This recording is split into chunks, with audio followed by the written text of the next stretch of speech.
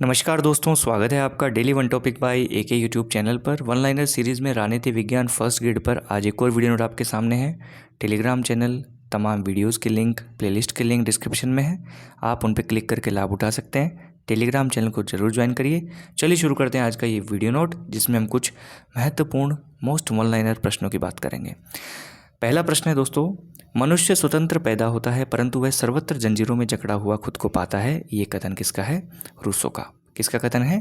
Rousseau का। Rousseau कहते हैं कि मनुष्य पैदा स्वतंत्र होता है लेकिन कुछ समय बाद वो खुद को जंजीरों में जकड़ा हुआ पाता है। नेक्स्ट देखिए, थॉमस होब्स का समझौता था। कैसा समझौता था?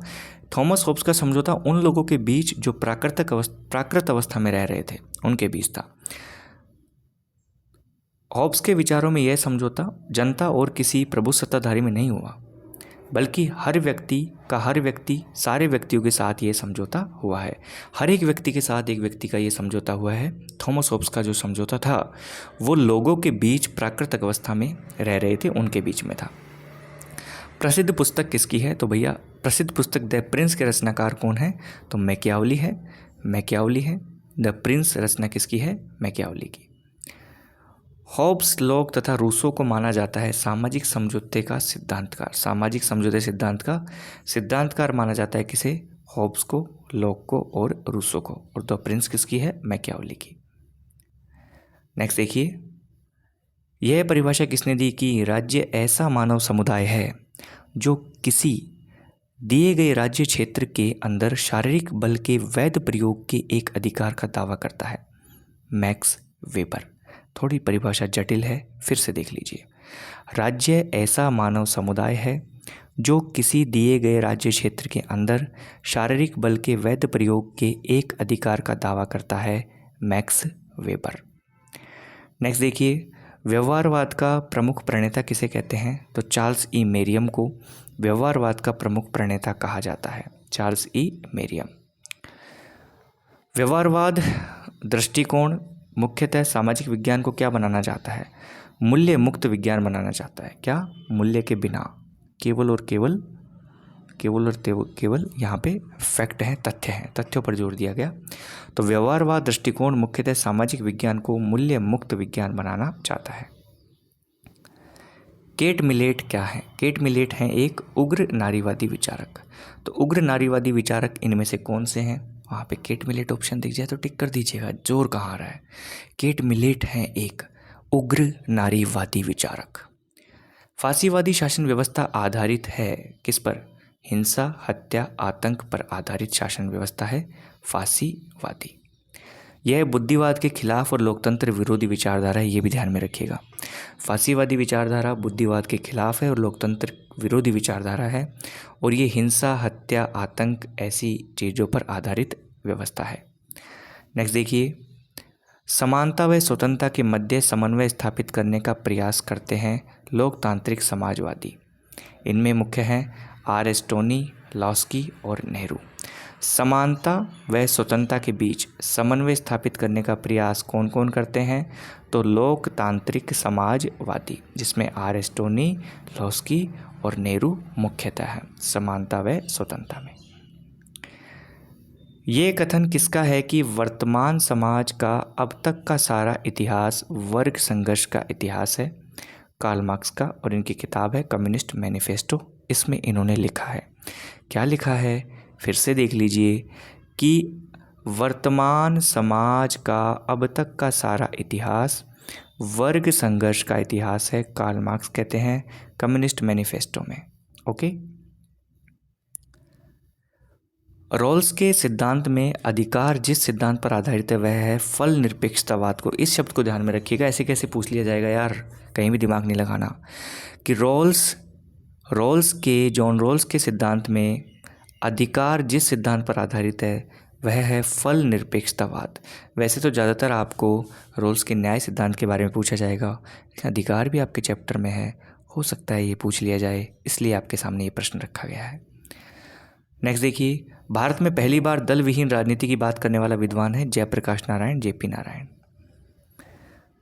मार्क्स, गांधी एंड सोशलिज्म पुस्तक के रचयिता हैं doctor Ram Manohar Lohia. Marx, Gandhi and socialism पुस्तक है डॉक्टर राम मनोहर लोहिया की। डॉक्टर राम मनोहर लोहिया की किताब है मार्क्स, गांधी और सोशलिज्म। नकारात्मक स्वतंत्रता में अर्थ निहित है अपनी भलाई करने की स्वतंत्रता या लेसेस फेयर की नीति पर आधारित स्वतंत्रता। नकारात्मक स्वतंत्रता के लिए आपको एक शब्द दे दिया जाए तो आप लेसेस फेयर ध्यान में रखिएगा, लेसेस फेयर। नकारात्मक स्वतंत्रता में अपनी भलाई करने की स्वतंत्रता होती है, कैसे भी करो भाई, खुद का भला होना चाहिए, दूसरे का कुछ नहीं देखना। शिमला समझौता किन देशों के बीच हुआ? तो भारत और पाकिस्तान के बीच में हुआ। कौन सा समझौता? शिमला समझौता। भारत की ओर से श्रीमती इंदिरा गांधी और पाकिस्तान की ओर से जुल्फिकार अली भुट्टो के मध्य शिमला समझौता हुआ था। शिमला समझौता किन दो देशों के बीच में हुआ? तो भारत और पाकिस्तान में। भारत की तरफ से इंदिरा गांधी, पाकिस्तान की तरफ से जुल्फिकार अली भुट्टो। पंचशील सिद्धांत के प्रतिपादक कौन है? तो भैया पंडित जवाहरलाल नेहरू। पंडित जवाहरलाल नेहरू विदेश नीति के 5 सिद्धांत बताते हैं। कितने सिद्धांत बताते हैं? 5 सिद्धांत बताते हैं। 18वां प्रथम गुटनिरपेक्ष सम्मेलन कहाँ आयोजित हुआ? प्रथम गुटनिरपेक्ष सम्मेलन 1961 में पहली बात और बेलग्रेड में आयोजित हुआ। प्रथम गुटनिरपेक्ष सम्मेलन 1961 में बेलग्रेड में। 19वां देखिए, अमेरिका में फिलिबस्टर को कौन प्रयोग में लेता है? देखिए फिलिबस्टर वहाँ एक प्रचलित शब्द है, पूछा जा सकता है। सीनेट के सदस्य बिल पारित करने में रुकावट डालने हेतु इस प्रणाली को प्रयोग में लेते हैं। इसमें कुछ नहीं होता ये है कि सीनेट के सदस्य बस बोलते रहते हैं बिना किसी समय सीमा के, समय निकालने के लिए बोलते रहते हैं। ये प्रक्रिया में बाधा डालने की एक तरीका है। क्या? फिलिबस्टरिंग या फिलिबस्टर। अमेरिकी सीनेट में फिलिबस्टरिंग एक ऐसी प्रक्रिया है जिसमें सदस्य बिना किसी रुकावट के समय सीमा के बोलते रहते हैं। इससे सीनेट में किसी बिल को पारित करने में रुकावट आती है। तो फिलिबस्टर ध्यान में रखिएगा, अमेरिका से संबंधित शब्दावली है। संयुक्त राज्य अमेरिका में दोहरी नागरिकता का प्रावधान है। इसका अर्थ है कि वहाँ व्यक्ति संयुक्त राज्य अमेरिका के नागरिक होने के साथ साथ उस राज्य का भी नागरिक है जहाँ वह निवास करता है। यहाँ पर क्या है? दोहरी नागरिकता। संयुक्त राज्य अमेरिका में दोहरी नागरिकता है। संयुक्त राज्य अमेरिका यूएसए का तो है ही, साथ में जिस राज्य में वो निवास कर रहा है उसका भी वो नागरिक है। 21वां देखिए, वह शासन प्रणाली जिसे कैबिनेट शासन प्रणाली भी कहते हैं तथा इसमें सामूहिक उत्तरदायित्व की भावना होती है, संसदीय शासन प्रणाली। प्रश्न ध्यान से पढ़िए, कितने प्रश्न क्लियर हो रहे हैं।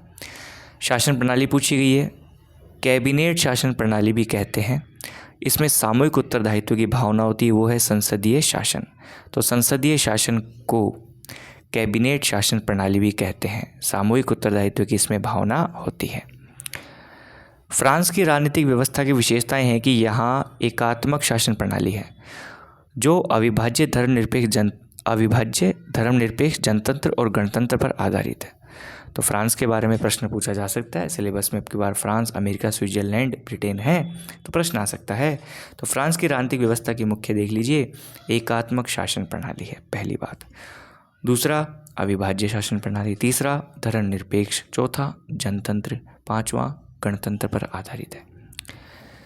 वह विद्वान जिसने पावर इलाइट या शक्ति अभिजन पद की रचना की, सी राइट मिल्स। ओके, सी राइट मिल्स पावर इलाइट से संबंधित है या फिर आप शक्ति अभिजन से संबंधित है। नेक्स्ट देखिए, the third wave, clash of civilization आदि पुस्तकों के रचयिता जिन्होंने राजनीतिक हास की अवधारणा दी, सैमुअल पी हंटिंगटन। राजनीतिक विकास, राजनीतिक संस्कृति, ये आपके सिलेबस में है ना, तो इसलिए राजनीतिक हास की बात कौन करते हैं? सैमुअल पी हंटिंगटन करते हैं। इनकी 2 प्रसिद्ध रचनाएं हैं, कौन सी? द थर्ड वेव और क्लैश ऑफ सिविलाइजेशन। तो clash of civilization Samuel P Huntington, third wave Huntington, और इन्होंने राजनीतिक हास की अवधारणा दी है। नेक्स्ट देखिए, लोकतंत्र के आमूल परिवर्तनवादी सिद्धांत के प्रतिपादक या समर्थक हैं सीबी मैकफर्सन। लोकतंत्र में आमूल परिवर्तनवादी सिद्धांत से संबंधित है सीबी मैकफर्सन। नेक्स्ट देखिए 26वां, आनुपातिक प्रतिनिधित्व प्रणाली चुनावी तंत्र में सुनिश्चित करती है अल्पसंख्यक प्रतिनिधित्व को सुनिश्चित करती है आनुपातिक प्रतिनिधित्व चुनाव प्रणाली। भारत और अमेरिका की संघवाद की विशेषताएं हैं लिखित संविधान, सर्वोच्च न्यायालय की उपस्थिति, संघ तथा राज्यों के बीच शक्ति विभाजन। ये भारत और अमेरिका की संघवाद की विशेषताएं हैं। पहली बात तो लिखित संविधान है, दूसरा सर्वोच्च न्यायालय की उपस्थिति, तीसरा संघ तथा राज्यों के बीच शक्ति विभाजन।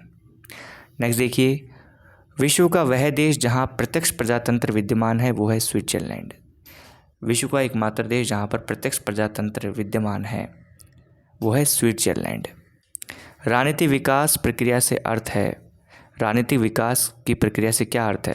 राजनीतिक विकास वह प्रक्रिया है जिसके माध्यम से किसी विकासशील देश की राज्य व्यवस्था विकसित समाज की विशेषताएं प्राप्त कर लेते हैं या अर्जित कर लेते हैं। राजनीतिक विकास में क्या होता है कि विकासशील देश की राज्य व्यवस्था विकसित समाज की विशेषताएं प्राप्त या अर्जित कर लेते हैं। नेक्स्ट देखिए, अमेरिका में प्रतिनिधि सभा के सदस्यों को कितने वर्षों के लिए चुना जाता है? तो 2 वर्ष के लिए चुना जाता है। तो दोस्तों हमने इसमें विभिन्न पोर्शन से संबंधित प्रश्न आपके लिए लिए, राजनीतिक व्यवस्थाएं भी थी, अमेरिका, फ्रांस, स्विट्जरलैंड से संबंधित बातचीत भी की, और राजनीतिक विकास के संबंधित प्रश्न भी थे, और जितने भी आपकी थ्योरीज़ हैं उनसे संबंधित प्रश्न भी हैं। तो आपके सामने ऐसे ही वीडियो नोट आते रहेंगे, बस आप शेयर और सपोर्ट करते रहिए। वीडियो को लाइक करके जाइएगा, शेयर करिएगा। मिलते हैं नेक्स्ट वीडियो नोट में कुछ नए प्रश्नों के साथ।